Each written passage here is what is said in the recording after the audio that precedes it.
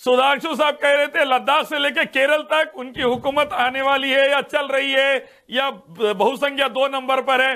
मैं कहना चाहता हूं, बाबरी मस्जिद के ढेर पर आपने हुकूमत बनाई, गुजरात के खून पर आपने हुकूमत बनाई, मुजफ्फरनगर की लाशों पर आपने हुकूमत बनाई, आसिफा की इज्जत पर आपने हुकूमत बनाई, लव जिहाद के ऊपर दरिंदगी बताकर आप लोगों ने हुकूमत बनाई, मीडिया को खरीद कर आपने हुकूमत बनाई और आज की तारीख में वैसे ही देश को बर्बादी की तरफ लेकर जा रहे हैं। मैं आपसे कह रहा हूं, शांति उन्नति पर हुकूमत बना के बताइए, इत्तेहाद पर हुकूमत बना के बताइए, वासुदेव कुटुंबम बोलते आप लोग, सब इंसान एक है। इस्लाम साबित करता 2 करोड़ से ज्यादा हिंदू अरब ममालिक में मुसलमानों के अंडर में है। हमने कभी गौरक्षों की तरह नहीं मारा, हम तो आज तक अंडर में नहीं कहते, हमने कभी उनके धर्म का अपमान नहीं किया। हमारे जैसा नहीं है शांति पर हुकूमत। सुमित, मैं ये कहना चाहता हूं कि 4 दलितों को मार दिया गया मध्य प्रदेश में, सिर्फ पैर पे पैर रखकर क्रॉस लेग बैठे थे, जटुदारियों की तरफ से, ब्राह्मणों की तरफ से।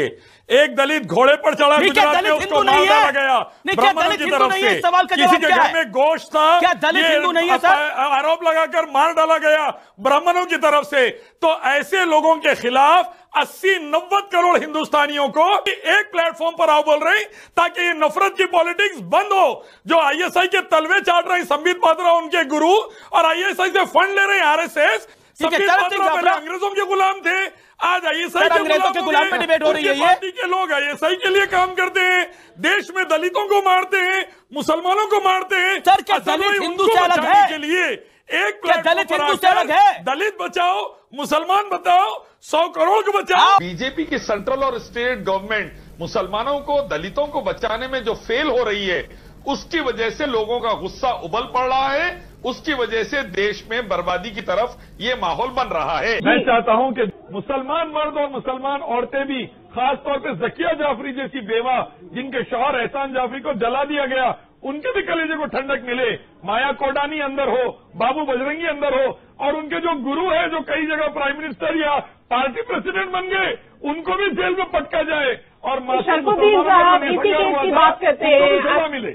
सुमित, मैं ये कहना चाहता हूं कि हिंदुत्व आतंकवाद एक रियलिटी है। इसीलिए सरदार वल्लभ भाई पटेल ने सबसे पहले आरएसएस आतंकवादी संगठन को बैन किया था, उस पर प्रतिबंध लगाया था।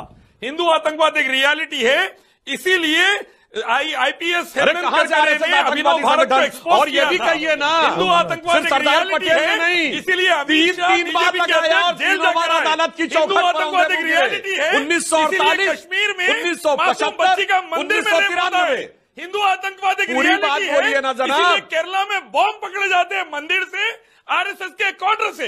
हिंदू आतंकवाद एक रियलिटी है, इसीलिए बाबरी मस्जिद तोड़ी जाती है और सुप्रीम कोर्ट हिंदू आतंकवादियों मस्जिदें तोड़ना, मासूमों को मारना, देश में आग लगाना, मस्जिद तोड़ देना, लिंचिंग करना, ये आरएसएस के लोगों का काम है। प्रधानमंत्री नरेंद्र मोदी टोपी पहनकर भी एक मैसेज दीजिए आरएसएस, वीएचपी, बजरंग दल के रावण के बच्चों को कि टोपी वालों की दाढ़ी मत काटे, उनको मारे मत।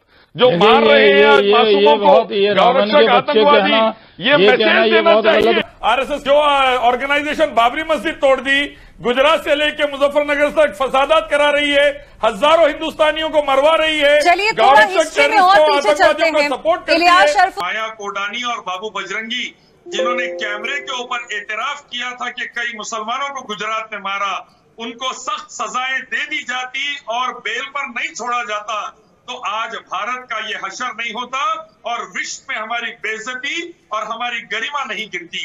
लिंचिंग का हिंदुस्तान से लेना देना नहीं, आरएसएस और हिंदुत्व से लेना देना है। इसीलिए उसके लोग जाकर लिंचिंग करने वालों को हार पिनाते हैं, इसीलिए उसके लोगों को पार्लियामेंट पहुंचाते हैं आरएसएस, बीजेपी, और यही लोग भारत की गरिमा को लिंचिंग का आरोपी आप बताइए इलियास जी।